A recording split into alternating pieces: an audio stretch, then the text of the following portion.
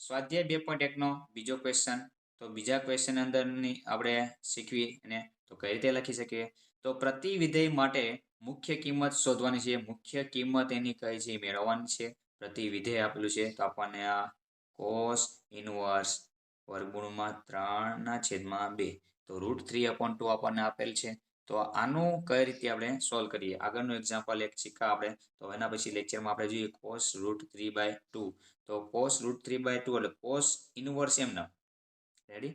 તો √3/2 ક્યારે આવે તો આપણે કોષ્ટકની અંદર ભણાવતા આગળના લેક્ચરમાં મેં તમને કોષ્ટકની માહિતી આપી હતી. તો ફરીથી તો હજી એકવાર આપણે જોઈ લઈએ. તમે 1-2 વાર જોશો તમને ખબર પડી જશે. cos છે √3/2 છે.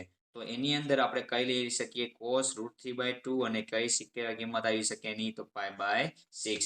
તો આ રીતે લખીએ કે તમે કૌંસમાં cos π/6 હોય ત્યારે આપણે આ વેલ્યુ ફાઇન્ડ કરી શકીએ.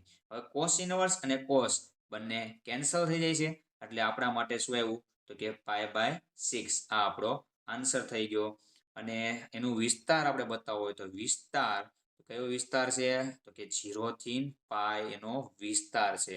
આ રીતે એક ગ્રાફમાં જોઈએ તો અહીંથી 0 થી π આ રીતે આપણે કોષ્ટકની અંદર 0 થી આપણે અહીંયા π તો આની અંદર π/6 તો આ બાજુ આવે એટલે π/6 પેલી જ આવે કિંમત એટલે એ આપણો એનો વિસ્તાર થયો. તો આ રીતે આ બધા એક્ઝામ્પલને સોલ્વ કરી શકાય છે. થેન્ક યુ વિદ્યાર્થી મિત્રો.